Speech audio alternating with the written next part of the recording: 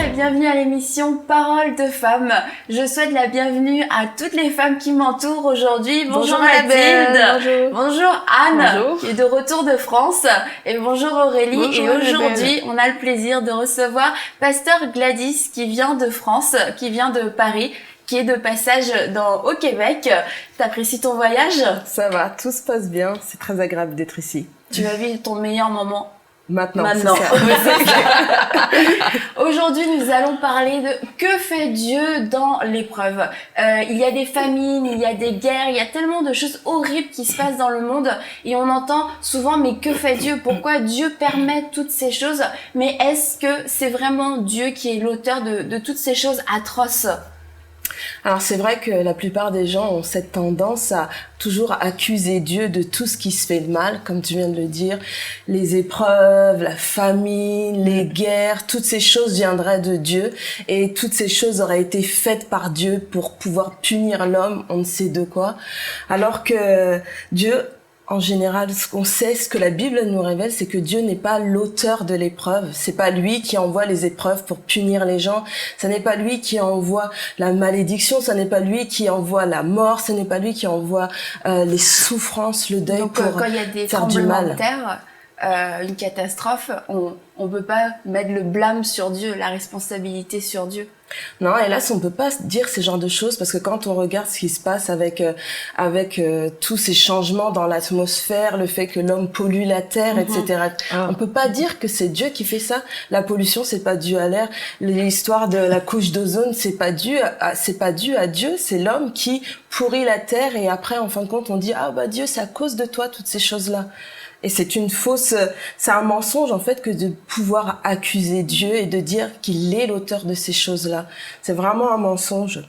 Et Dieu aime l'homme et il n'a pas créé l'homme pour pouvoir le voir souffrir. Dieu ne prend pas plaisir à ce que l'homme puisse souffrir, n'est-ce pas? C'est ça. Comme on n'aime pas voir souffrir nos enfants, c'est la même chose. Dieu le Père aime pas que ses enfants, que ses créatures souffrent. Je veux dire, c'est juste la normalité de son cœur. C'est juste comment son cœur est fait. Un bon parallèle pour comprendre l'amour de Dieu, c'est de transposer ça dans nos relations nous personnelles, puis se dire en tant que bons parents équilibrés, on n'aime pas voir souffrir nos enfants, donc pourquoi Dieu... Puis c'est facile de blâmer Dieu parce qu'on dit il est l'auteur de tout, mais il est l'auteur de la vie, mais il est pas l'auteur des horreurs.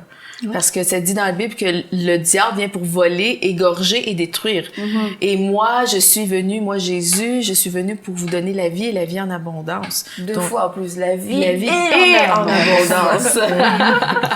Donc tout ce qui vole, tout ce qui égorge et tout ce qui détruit, c'est ça. Et même mes enfants de 2-3 ans comprennent que ce qui vole, ce qui détruit, ce qui tue, ça vient, la source, c'est le diable. Ce qui donne la vie, ce qui est l'abondance, ça vient de Dieu.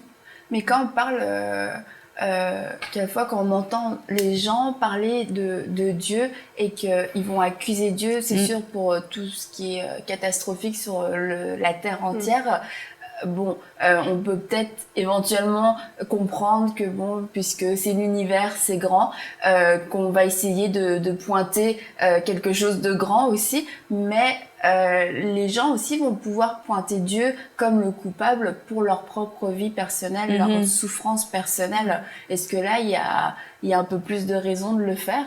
Non, mais c'est une erreur, tout simplement, parce que si on se réfère à 1 Corinthiens 10 au verset 13, c'est-à-dire, aucune tentation ne vous est survenue qui n'ait été humaine, et Dieu qui est fidèle ne permettra pas que vous soyez tentés au-delà de vos forces, mais avec la tentation, il préparera aussi le moyen d'en sortir. Dieu ne tente personne, comme c'est dit aussi dans Jacques, dans le livre de Jacques, Dieu ne tente personne. Donc, on ne peut pas penser que tout ce qui nous arrive de mal, nos maladies, nos tragédies viennent de Dieu. Au contraire, Dieu effectue un filtre au point où il ne laisse même pas passer ce que nous, en tant qu'hommes, on ne pourrait pas supporter. Parce que je suppose que Dieu étant amour, il se dit, mais quand je vois ma fille, peut-être Aurélie, ça, elle peut pas supporter. Donc, je filtre, je laisse pas que cette épreuve lui arrive. Et si ça arrive, ça veut dire que Dieu sait que j'ai la capacité de de surmonter ces choses. Et ces choses ne peuvent en aucun cas venir de lui. Au contraire, il nous protège dans une certaine mesure. Donc si ça vient pas de Dieu, si toutes ces choses-là ne viennent pas de Dieu, elles viennent du diable. Du diable. du diable. Si Dieu existe, le diable existe. Ouais. Ben, si le mal existe, le bien existe. Hein. Je parlais du Seigneur à une fille comme ça, puis elle connaissait pas vraiment Dieu personnellement, mais elle me disait, ben, si le mal existe, le bien existe. Si le bien existe, c'est sûr que le mal existe. Et voilà, c'est ça. Si on doit blâmer quelqu'un, blâmons le diable, ne blâmons pas l'auteur de la vie. Et oui. Mais c'est vrai que les gens, ils ont tendance, ceux qui connaissent pas beaucoup Dieu, en fait, ils ont tendance à croire en Dieu et rejeter la faute complètement sur Dieu, le Créateur. Et se dire que, en fait, s'il y a du mal qui arrive, c'est le Créateur qui est à l'auteur de ces choses-là. Mais en réalité, effectivement, il y a Dieu, mais de l'autre côté, ce qu'il faut bien savoir et ce qu'il faut bien entendre, c'est qu'il y a cette personne maléfique, méchante, qui veut vraiment détruire, dérober, égorger. Et il faut vraiment l'entendre et l'accepter. Cette mauvaise personne existe réellement. Et souvent, les gens font une barrière avec ça, ils veulent pas croire à ça. Mais cette personne mauvaise, le diable, existe réellement. Et ce qu'il veut faire, c'est vraiment détruire nos vies, détruire nos pensées, nous détruire nous intérieurement et nous amener complètement au désespoir et vers cette destinée qui lui est destinée à lui. C'est ça, en fait, son plan, de nous éloigner de Dieu. C'est ça, son plan, c'est de nous faire croire que Dieu n'est pas bon. Ouais, c'est ça. Nous faire complètement changer de pensée, mettre le blâme sur la mauvaise personne. Voilà, c'est ce qui ça. va complètement affecter notre destinée, la destinée des gens. Finalement, c'est comme si je m'achetais une voiture neuve et que là, ma voiture est vandalisée dans la rue et que je vais aller accuser le constructeur de la voiture d'avoir fait une voiture qui s'est cassée, qui s'est abîmée, alors que entre-temps, il y a quelqu'un qui est passé pour la détruire. Voilà. Et puis moi, je vais perdre toutes mes forces à m'épuiser, à accuser la mauvaise personne qui, au contraire, elle a fabriqué quelque chose qui était complet, qui était parfait. Et là, on parle juste de voiture. C'est un très bon exemple. Vraiment, oui, l'image est super bonne. Et vous, dans vos vies, est-ce que vous avez eu, parce qu'on parle là en général, mais est-ce que dans vos vies, vous avez eu l'occasion d'expérimenter des difficultés et vous auriez pu choisir soit d'accuser Dieu ou alors est-ce que vous avez rencontré Dieu d'une manière différente? Absolument. Personne n'a rencontré Dieu. Ça fait une quinzaine d'années, à 3 ans d'écart, j'ai perdu 2 bébés en milieu de grossesse. C'est-à-dire mes bébés sont morts in utero. On m'a accouché des bébés morts. Et je me souviens de cette époque-là où j'étais déjà chrétienne, mais j'ai vu Dieu comme consolateur tout de suite et non pas comme la cause de mes malheurs. D'abord parce que je crois en Dieu, je sais qu'il est bon et j'ai goûté comme il était bon et je sais que c'est pas lui qui fait ces choses-là. Que Dieu n'est pas un tueur de bébés. Non, c'est pas un tueur de bébés, c'est lui qui les crée, les bébés. Donc, c'est sûr, c'est des moments de souffrance et l'être humain, comme le disait Gladys, c'est justement, il veut absolument trouver une responsabilité et le premier réflexe, c'est de dire qui est responsable de mon malheur. Mais quand on connaît comme Dieu est bon, on sait qu'il est incapable de faire ces choses-là, donc on va pas l'accuser. C'est pas tout de suite. C'est la victime facile, hein, comme on dit en français courant, il a le dos large. Hein. Donc comme on cherche une personne responsable et qu'on n'en trouve pas, on le met sur le dos de Dieu. Et quand moi ces choses me sont arrivées, je rends grâce à Dieu parce qu'il m'a donné la capacité de voir en lui tout de suite un consolateur et pas un responsable de mes malheurs. Et il l'a fait, il m'a vraiment consolée. Et je me suis toujours interdit de demander pourquoi. Parce que quelquefois on est trop vulnérable, on a trop souffert pour peut-être même l'entendre, la raison pour laquelle c'est arrivé ces choses-là. Donc ne pas poser la question pourquoi quand il arrive un malheur, ça nous préserve et ça garde notre foi intacte. C'est pour ça que je pense que c'est une bonne règle à se donner, de se protéger en mettant un bouclier devant nous, en voyant Dieu comme consolateur et en s'interdisant de demander pourquoi. Comment t'as senti cette consolation ? Parce que Dieu est invisible, est-ce qu'il t'a tapé sur l'épaule? Mais c'est un sentiment de soulagement profond qui s'exprime pas. C'est quelque chose qui dépasse l'entendement, la consolation de Dieu. On est là dans les larmes avec un cœur déchiré de souffrance et soudainement il y a la paix qui nous envahit. comme une La paix qui surpasse toute paix, intelligence. c'est ça, comme la Bible dit, une paix qui Non, surpasse toute intelligence. Il y a même pas de mots pour le décrire. Logiquement, on devrait être en train de s'effondrer Ouais, en c'est- 1000 morceaux et puis de souffrir, de pleurer, d'être déchiré de souffrance. Et puis non, dans ce moment-là, il y a une paix qui vient. Alors ça veut pas dire qu'on saute sur les tables de joie et qu'on se congratule, mais on a une paix. Et on dort paisiblement et on sait que notre fardeau, Dieu l'a porté pour nous et Jésus le porte pour nous. Il a pris ton deuil, puis le prend remplacé par la deuil, consolation. Il le remplace Et par tu la crois que si t'avais consolation. pas eu cette consolation surnaturelle, est-ce que tu penses que tu aurais réussi à t'en remettre? Est-ce que tu penses Non, que je tu pense serais pas, sorti? parce que bon, toutes les épreuves sont C'est dur. source de souffrance, sont dures, mais une maman perd 2 enfants coup sur coup, ça va chercher loin dans nos entrailles, hein. Ça va Oui. nous toucher loin dans nos entrailles et pour avoir côtoyé d'autres femmes à qui c'est arrivé, parce que malheureusement ça arrive à beaucoup d'autres. Ouais, puis c'est chair de C'est notre chair. la chair là. de notre chair et on se dit mon corps qui doit porter la vie, finalement a porté la mort 2 fois de suite. Donc il y a une remise en question profonde de notre capacité à donner la vie. Donc c'est une source de souffrance intense et une remise en question intense de ce qu'on est en tant que mère, hein. On n'est plus créatrice de vie, porteuse de vie, on est porteuse de mort. Donc c'est un sentiment qui est terrible. Et si on n'a pas la consolation de Dieu, si j'avais pas eu cette consolation, je pense que je serais tombée dans un questionnement toxique et dans de l'amertume certainement, dans de la frustration. Parce que quand on est enceinte, en plus, on voit les autres mamans qui sont au même stade que nous, et puis on voit les ventres qui s'arrondissent, ensuite on les voit avec les bébés tout jeunes, puis nous, notre grossesse s'est arrêtée. Et c'est terrible. Si on n'a pas la consolation de Dieu, je sais pas comment font les femmes qui n'ont pas la consolation de Dieu pour passer au Tu travers. comprends qu'il y a C'est des femmes terrible. qui souffrent. Qui souffrent et qui tombent en dépression. Voilà, qui Ouais, tombent en ouais, dépression, ouais. puis qui n'ont rien à quoi se raccrocher parce Exactement. que, en fait, humainement, c'est impossible de pouvoir surmonter cette douleur-là. Mais je pense que ça fait partie des douleurs qui sont difficiles à surmonter. Ouais. C'est sûr que la mort, c'est une des plus grandes souffrances par lesquelles, pas notre propre mort, mais la mort de proches ou d'enfants, ça c'est vraiment tragique. Puis toi, Gladys, t'as vécu un décès proche dans ta famille quand t'étais plus jeune? Ouais, c'est ça. En fait, ma belle-sœur, en fait, la petite sœur de mon mari, était partie en vacances. Elle est partie en vacances avec une amie à elle. Elle est partie pour 1 mois. Et puis, elle allait à la plage. Elle avait quel âge?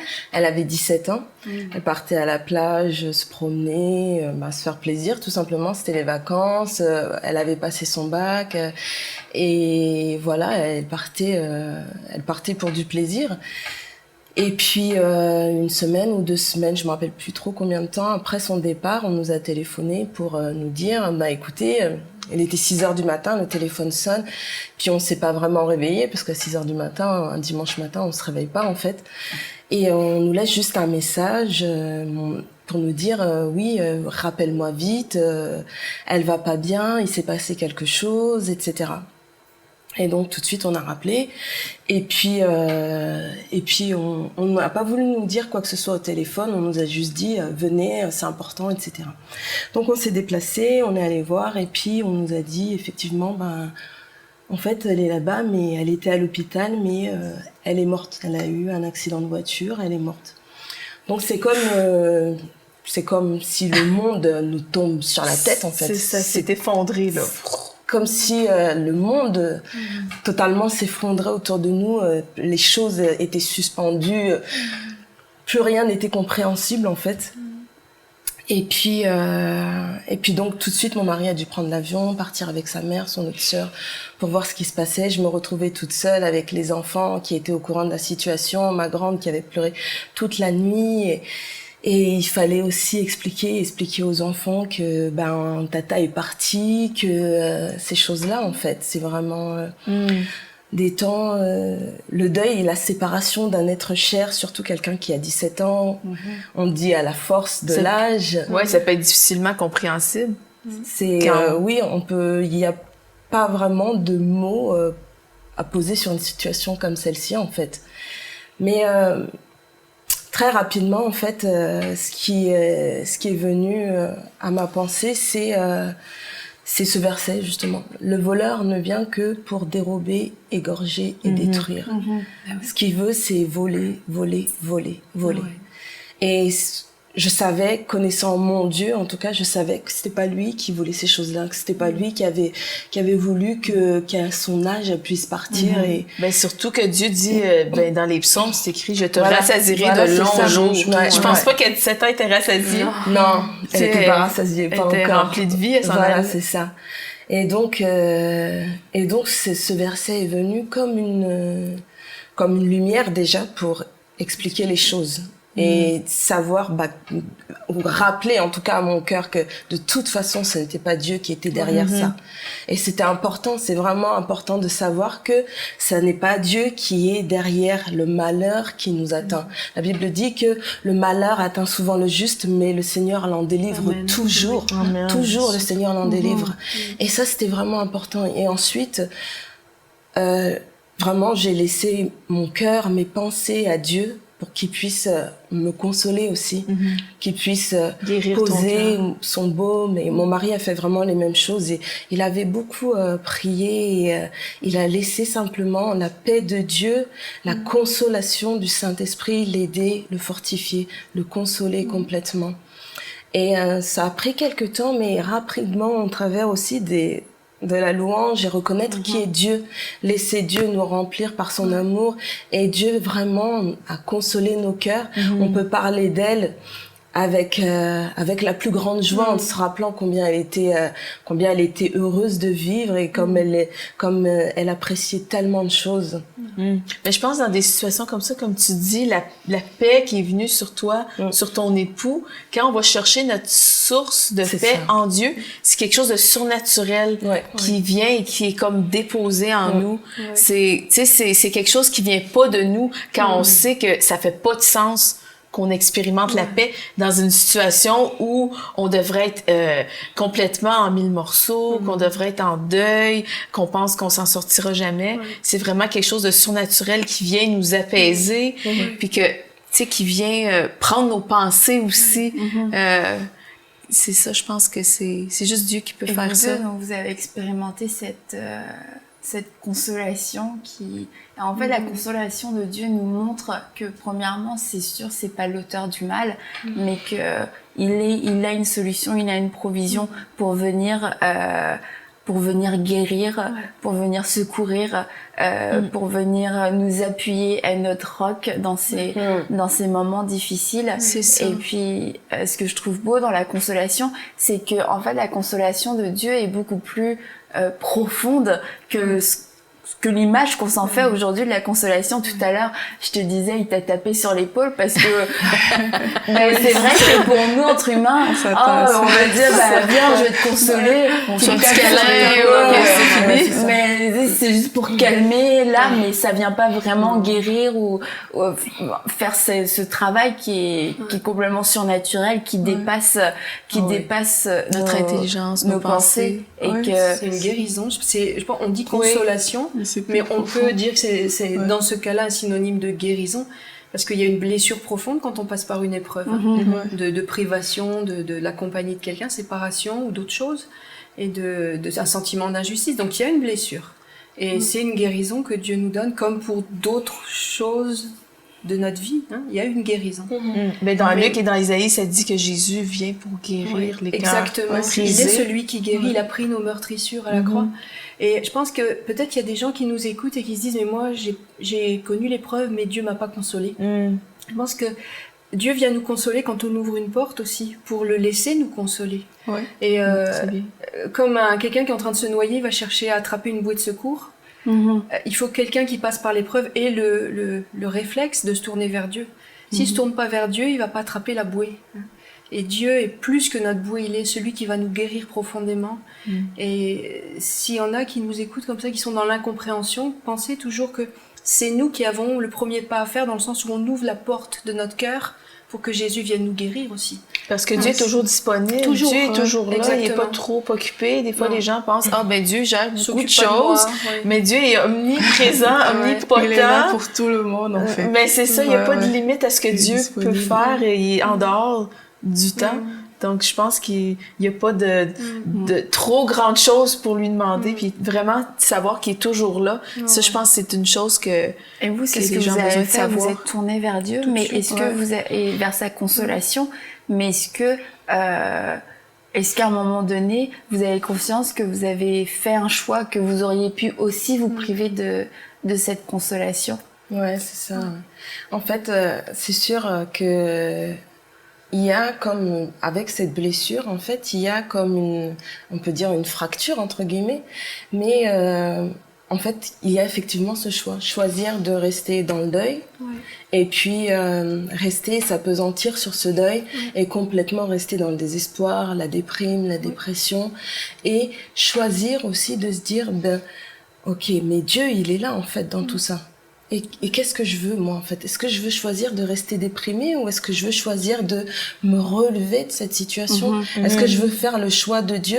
La Bible dit, comme tu l'as dit tout à l'heure, Mathilde, il guérit ceux qui ont le cœur brisé et il pense les blessures.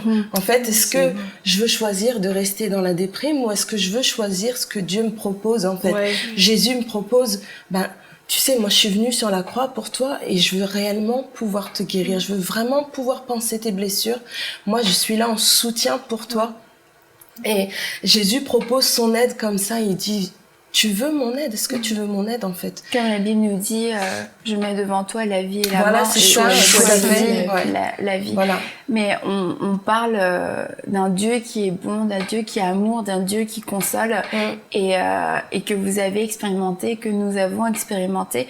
Mais peut-être qu'aujourd'hui, on s'adresse à vous qui ne connaissez pas Dieu et vous vous demandez, mais quel est ce Dieu? Comment faire pour connaître ce Dieu? Comment faire pour vivre les mêmes choses que vous? Parce que peut-être il y a des femmes qui sont passées par la même tragédie que toi et puis qui en souffrent terriblement. Aujourd'hui, c'est un deuil permanent dans leur cœur ou qui ont perdu un être cher comme toi mais qui se disent, mais moi je veux bien tout ce qu'elles ont vécu, sauf que mais comment le faire? Comment découvrir ce Dieu? En fait, comment on peut simplement dire au Seigneur, je désire, Seigneur, aussi expérimenter ce qu'elles ont pu vivre? C'est simplement en venant devant lui et en s'abandonnant quelque part, en abandonnant les défenses, en abandonnant notre personne, ce qu'on est, notre statut social, toutes ces choses, et en disant simplement au Seigneur ou à Dieu, on peut s'adresser à Jésus tout simplement et dire à Jésus, écoute Jésus, c'est bien ce qu'elles ont raconté. C'est bon, c'est bon, ça a fait du bien pour elles. Ok, c'est bien pour elles, c'est vrai, c'est ça en fait. Et souvent les gens vont dire ça, mais c'est vrai qu'ils vont dire, c'est bien ce que tu racontes, mais moi, quelque part, où est-ce que je peux me retrouver dans ces histoires? Bien en fait, la seule chose qu'il faut faire, c'est venir vers Jésus, comme je disais, et lui dire, Seigneur, moi, tu vois ma situation. Et Dieu connaît la situation de cette personne. Il connaît la situation, il connaît toutes choses, Dieu. Et ce qu'il veut, lui, c'est vraiment pouvoir s'investir dans ta vie, dans la vie d'une personne qui est blessée, qui est meurtrie. Et il aimerait qu'on puisse le choisir. Et simplement, c'est de venir vers lui et de lui dire, Seigneur, voilà ma situation. En lui disant, et ça, et ça, et ça. J'ai souffert, j'ai été abandonnée, j'ai été maltraitée, j'ai été harcelée, j'ai été blessée, j'ai été meurtrie, j'ai perdu un enfant, 2 enfants, j'ai été malade, quelle que soit la situation, dans toutes les situations, Dieu veut pouvoir intervenir et Dieu veut pouvoir réellement agir. Et Jésus n'attend qu'une chose, c'est qu'on puisse lui tendre la main. Exactement. Il attend ça ardemment, c'est ce que son cœur désire réellement. Il veut que tu puisses lui tendre la main et lui dire, Jésus, je voudrais que tu viennes au secours de mes blessures, au secours de ma peine, de ce qu'il y a dans mon cœur, dans les profondeurs de mon cœur. Parce qu'il n'y a que Jésus-Christ, il n'y a que Dieu, le Père, qui puisse venir et poser son baume sur ces choses-là. Comme on disait tout à l'heure, la guérison, elle est vraiment intérieure. Parce que, oui, effectivement, les hommes peuvent nous consoler. Oh, ma pauvre, je sais que tu souffres, je sais. Mais lui, Dieu, en fait, il veut pouvoir venir et guérir l'intérieur, poser son baume et faire en sorte que toutes ces blessures passées, elles puissent réellement comme on dit, en fait, une blessure, c'est quelque chose qui a été ouvert et ça continue à saigner. Mais ce que Dieu veut faire, c'est que ça ne puisse plus saigner, qu'il n'y ait plus qu'une cicatrice qui soit bien fermée et puis qu'on puisse repenser aux choses de façon à ne plus être mal, ne plus avoir à pleurer. Parce que ces Jésus choses-là. a souffert aussi, Voilà, il c'est ça. peut sympathier, il peut compatir, il sait ce que c'est que la souffrance. Mais après l'épreuve, il y a la vie et la vie en abondance. Ça dit dans Jérémie 29:11, je suis venue pour vous donner la vie. C'est ça, la vie. Et la vie, non, pardon, oui, c'est ça, dans Jean 10, mais Jérémie 29:11, il y a des projets de paix et non de malheur pour nous donner un avenir et de l'espérance. Et quand on donne notre vie, on s'abandonne à lui, puis on dit, prends ma vie, prends mes blessures, je te donne ma vie. Mais le Seigneur, vraiment, quand on le laisse travailler, puis on s'abandonne à lui, il y a quelque chose de merveilleux au-delà de l'épreuve. Il y a d'autres choses. Et il y a la vie remplie d'une belle destinée pour nous, remplie de paix, remplie de bonheur. Moi, quand Gladys parle, ça me fait penser à un verset qui dit « Il donne la beauté au lieu de la cendre ». En fait, là où le cœur est déchiré, là où le cœur est meurtri, là où il n'y a que des miettes, en fait, Dieu a vraiment cette capacité de venir déposer de la beauté et faire luire tout ce qui à l'intérieur était brisé. Moi, c'est vraiment comme ça que je vois ça, en fait. Merci pour vos partages. Merci à Anne et Pasteur Gladys pour vos partages personnels. Et je crois que ça va toucher le cœur de beaucoup de femmes qui ont vécu ces douleurs et qui sont peut-être encore dans ces douleurs-là. Mais aujourd'hui, vous avez entendu qu'un Dieu est bon, que Dieu peut agir dans votre vie. Et si vous voulez faire connaissance avec ce Dieu d'amour dont nous avons parlé, comme Gladys l'a dit, vous pouvez juste vous adresser simplement à lui. Et il vous dit aujourd'hui, vous qui êtes fatigués et chargés, venez à moi et je vous donne du repos. Et vous êtes fatigués de porter vos souffrances. Il y a une bonne nouvelle dans la Bible qui nous dit que Jésus a porté nos souffrances. Jésus a porté vos souffrances, qu'elles soient physiques ou qu'elles soient émotionnelles. Jésus a porté vos souffrances. Il est celui qui guérit les cœurs brisés. Donc aujourd'hui, je vous invite à juste lui parler et à lui demander de se révéler à vous et que vous puissiez choisir la vie. Nous prions pour vous, pour que Dieu se révèle à vous, que vous puissiez expérimenter, que vous puissiez goûter, comme Anne a dit, son amour et sa bonté. Dieu est bon, Dieu ne vous veut pas de mal, Dieu vous aime profondément. Il a envoyé son Fils unique Jésus afin que quiconque croit en lui ait la vie éternelle. C'est ce que nous dit la parole de Dieu et vraiment on prie pour que vous puissiez vous saisir de cette vérité et on vous dit à très bientôt dans une prochaine émission de Paroles de Femmes.